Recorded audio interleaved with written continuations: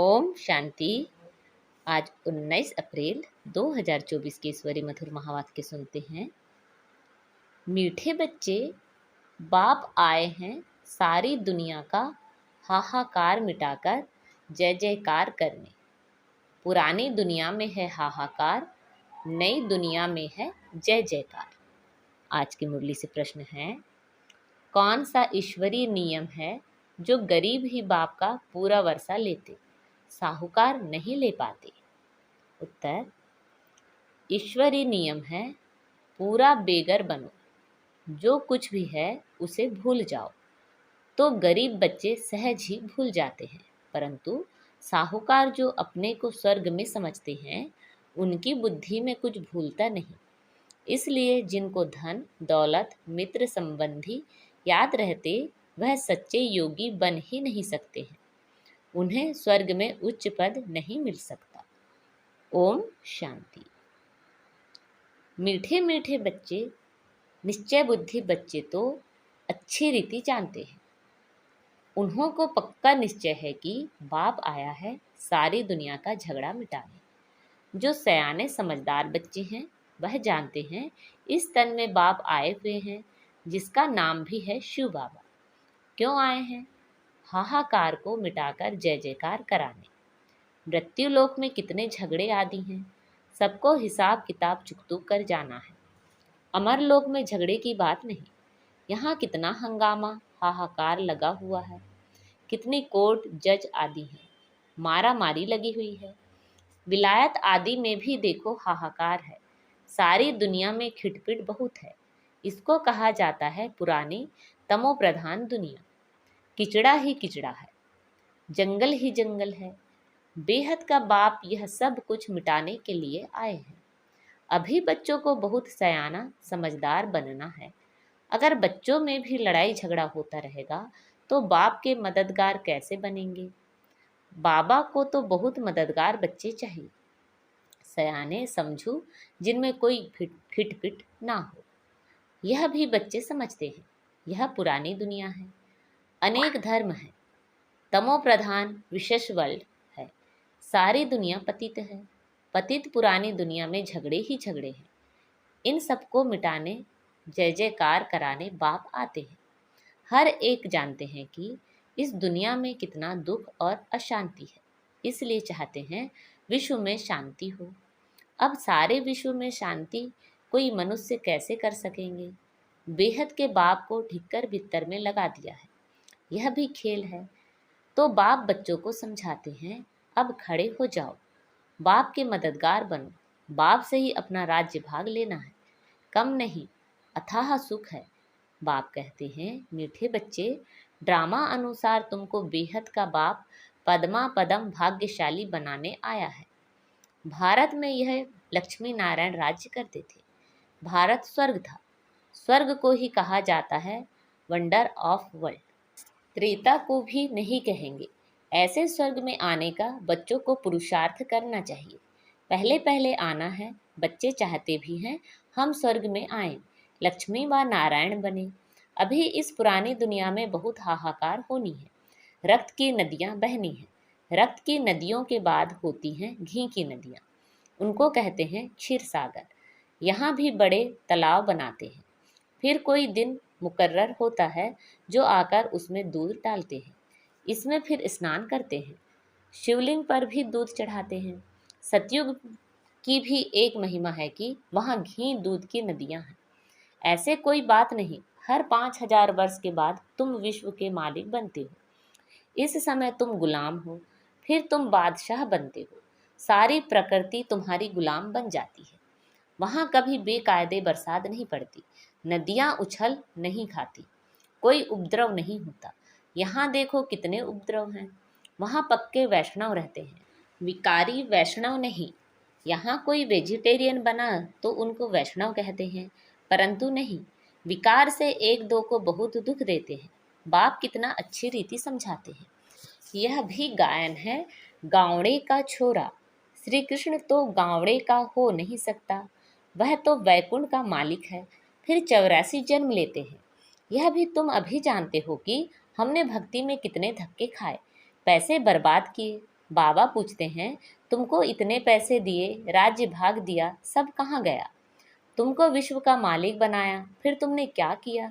बाप तो ड्रामा को जानते हैं। नई दुनिया सो पुरानी दुनिया, पुरानी दुनिया सो नई दुनिया बनती है। यह चक्र है, जो कुछ पास्ट हुआ वह फिर रिपीट होगा। बाप कहते हैं, अभी थोड़ा समय है, पुरुषार्थ कर भविष्य के लिए जमा करो। पुरानी दुनिया का सब कुछ मिट्टी में मिल जाना है। साहूकार इस ज्ञान को लेंगे नहीं। बाप है गरीब निवाज, गरीब वहाँ साहूकार बनते हैं, साहूकार वहाँ गरीब बनते हैं। अभी तो पदमपति बहुत हैं, वह आएंगे परंतु गरीब बनेंगे। वह अपने को स्वर्ग में समझते हैं, वह बुद्धि से निकल नहीं सकता। यहाँ तो बाप कहते हैं, सब कुछ भूल जाओ, खाली बेगर बन जाओ। आजकल तो किलोग्राम किलोमीटर आदि क्या क्या निकाला है। जो राजा गद्दी पर बैठता है वह अपनी भाषा चलाते हैं, विलायत की नकल करते हैं, अपना अक्ल तो है नहीं, तमो प्रधान है। अमेरिका आदि में विनाश की सामग्री में देखो कितना धन लगाते हैं, एरोप्लेन में बॉम्ब्स आदि गिराते हैं, आग लगनी है। बच्चे जानते हैं, बाप आते ही हैं विनाश और स्थापना कराने। तुम्हारे में भी समझाने वाले सब नंबरवार हैं, सब एक जैसे निश्चय बुद्धि नहीं है। जैसे बाबा ने किया, बाबा को फॉलो करना चाहिए। पुरानी दुनिया में यह पाई पैसे क्या करेंगे? आजकल कागज के नोट निकाले हैं, वहाँ तो सिक्के मोहरे होंगे, सोने के महल बनते हैं, तो सिक्कों का वहाँ क्या मूल्य है? जैसे कि सब कुछ मुफ्त में है। सतो प्रधान धरनी है ना, अभी तो पुरानी हो गई है। वह है सतो प्रधान नई दुनिया, बिल्कुल नई जमीन है। तुम सूक्ष्म वतन में जाते हो तो शुभी रस आदि पीते हो, परंतु वहाँ झाड़ आदि तो है नहीं, ना मूल वतन में है। जब तुम बैकुंठ में जाते हो तब वहाँ तुमको सब कुछ मिलता है। बुद्धि से काम लो, सूक्ष्म वतन में झाड़ होंगे नहीं। झाड़ तो धरनी पर होते हैं, ना कि आकाश में। भला नाम है ब्रह्म महातत्व, परंतु है पोलार। जैसे यह स्टार ठहरे हुए हैं आकाश में, वैसे तुम बहुत छोटी छोटी आत्माएं ठहरी हुई हो। स्टार्स देखने में बड़े आते हैं, ऐसे नहीं कि ब्रह्म तत्व में कोई बड़ी बड़ी आत्माएं होंगी। यह बुद्धि से काम लेना है, विचार सागर मंथन करना है। तो आत्माएं भी ऊपर में ठहरती हैं, छोटी बिंदी हैं। यह सब बातें तुमको धारण करनी है, तब किसी को धारणा करा सकेंगे। टीचर जरूर खुद जानते हैं, तब तो औरों को पढ़ाते हैं, नहीं तो टीचर ही काहे का। परंतु यहाँ टीचर्स भी नंबरवार हैं। तुम बच्चे बैकुंठ को भी समझ सकते हो, ऐसे नहीं कि तुमने बैकुंठ नहीं देखा है। बहुत बच्चों ने साक्षात्कार किया है, वहाँ स्वयंवर कैसे होता है, क्या भाषा है, सब कुछ देखा है। पिछाड़ी में भी तुम साक्षात्कार करेंगे, परंतु करेंगे वही जो योग युक्त होंगे। बाकी जिनको अपने मित्र संबंधी धन दौलत याद आते हैं, वह क्या देखेंगे? सच्चे योगी ही अंत तक रहेंगे, जिन्हों को बाप देख खुश होंगे। फूलों का ही बगीचा बनता है, बहुत तो 10-15 वर्ष रहकर भी चले जाते हैं। उनको कहेंगे अक के फूल। बड़ी अच्छी अच्छी बच्चियाँ जो मम्मा बाबा के लिए भी डायरेक्शन ले आती थी, ड्रिल कराती थी, वे आज हैं नहीं।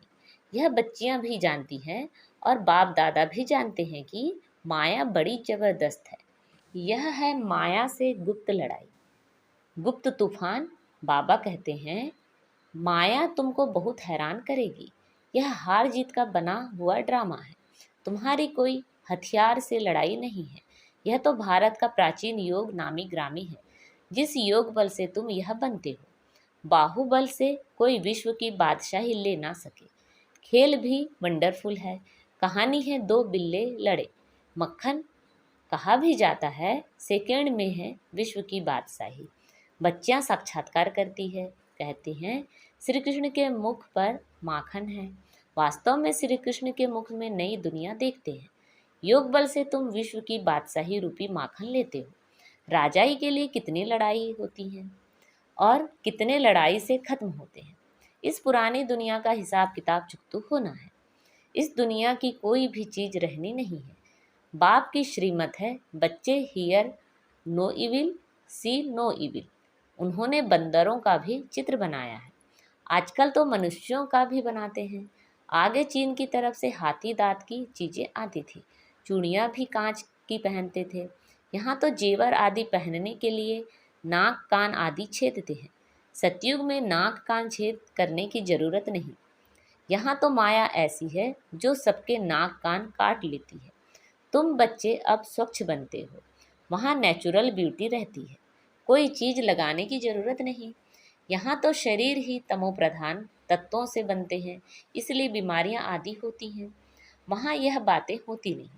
अभी तुम्हारी आत्मा को बहुत खुशी है कि हमको बेहद का बाप पढ़ाकर नर से नारायण अथवा अमरपुरी का मालिक बनाते हैं। इसलिए गायन है, अतीन्द्रिय सुख पूछना हो तो गोप गोपियों से पूछो। भक्त लोग इन बातों को नहीं जानते हैं। तुम्हारे में भी खुश रहें और इन बातों का सिमरण करते रहें। ऐसे बच्चे बहुत थोड़े हैं। अबलाओं पर कितने अत्याचार होते हैं। जो गायन है द्रौपदी का, वह सब प्रैक्टिकल में हो रहा है। द्रौपदी ने क्यों पुकारा, यह मनुष्य नहीं जानते। बाप ने समझाया है, तुम सब द्रौपदियाँ हो। ऐसे नहीं, फीमेल सदैव फीमेल ही बनती है। 2 बारी फीमेल बन सकती है, जास्ती नहीं। माताएं पुकारती हैं, बाबा रक्षा करो, हमको दुशासन विकार के लिए हैरान करते हैं। इसको कहा जाता है वेश्यालय। स्वर्ग को कहा जाता है शिवालय। वेश्यालय है रावण की स्थापना, शिवालय है शिव बाबा की स्थापना। और तुमको नॉलेज भी देते हैं। बाप को नॉलेजफुल भी कहा जाता है। ऐसे नहीं नॉलेजफुल माना सबके दिलों को जानने वाला। इनसे फायदा क्या। बाप कहते हैं, यह सृष्टि के आदि मध्य अंत की नॉलेज मेरे बिगर कोई दे ना सके। मैं ही तुमको बैठ पढ़ाता हूँ। ज्ञान सागर एक ही बाप है। वहाँ है भक्ति की प्रारब्ध। सतयुग त्रेता में भक्ति होती नहीं। पढ़ाई से ही राजधानी स्थापन हो रही है। प्रेसिडेंट आदि के देखो कितने वजीर हैं। एडवाइस कर देने के लिए वजीर रखते हैं। सतयुग में वजीर रखने की जरूरत नहीं। अब बाप तुमको अक्लमंद बनाते हैं। यह लक्ष्मी नारायण देखो कितने अक्लमंद थे। बेहद की बादशाही बाप से मिलती है। शिव जयंती बाप की मनाते हैं। जरूर शिव बाबा भारत में आकर विश्व का मालिक बनाकर गए हैं। लाखों वर्ष की बात नहीं है, कल की तो बात है। अच्छा, ज़्यादा क्या समझाऊं। बाप कहते हैं, मन मना भाव। वास्तव में यह पढ़ाई इशारे की है। अच्छा, मीठे मीठे से खिलते बच्चों प्रति माता पिता बाप दादा का याद प्यार, गुड मॉर्निंग और नमस्ते। रूहानी बाप की रूहानी बच्चों को नमस्ते। हम सब रूहानी बच्चों की रूहानी माता पिता बाप दादा के याद प्यार, गुड मॉर्निंग और नमस्ते। आज की मुरली से धारणा के लिए मुख्य सार हैं, बाप का पूरा मददगार बनने के लिए सयाना समझदार बनना है। अंदर कोई खिटपिट ना हो। स्थापना और विनाश के कर्तव्य को देखते हुए पूरा निश्चय बुद्धि बन बाप को फॉलो करना है।